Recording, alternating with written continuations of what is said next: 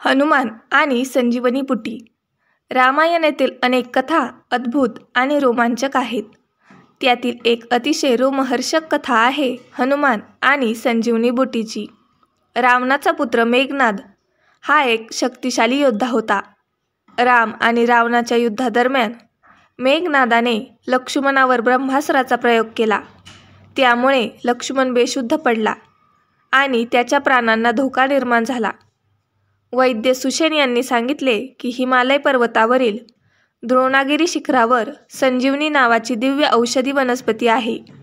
ती औषधी वेळेत मिळाली तरच लक्ष्मणाचे प्राण वाचू शकतात. रामाचे परमभक्त हनुमान हे अतिशय वेगवान आणि बलवान होते.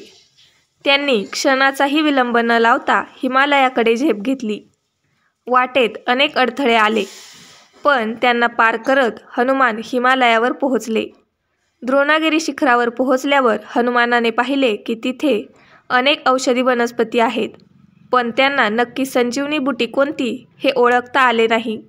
म्हणून हनुमानाने संपूर्ण पर्वतच उपटला आणि तो उचलून परत अयोध्येकडे निघाले.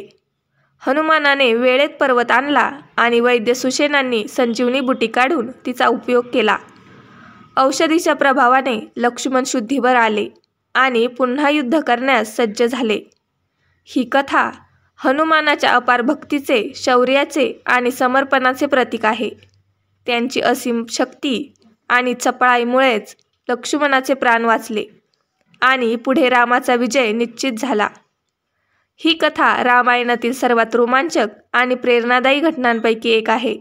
हनुमानाचा पराक्रम आणि त्यांचे रामावरील निस्सीम प्रेम यामुळे ते आजही सर्वांच्या श्रद्धेचा केंद्रबिंदू आहेत.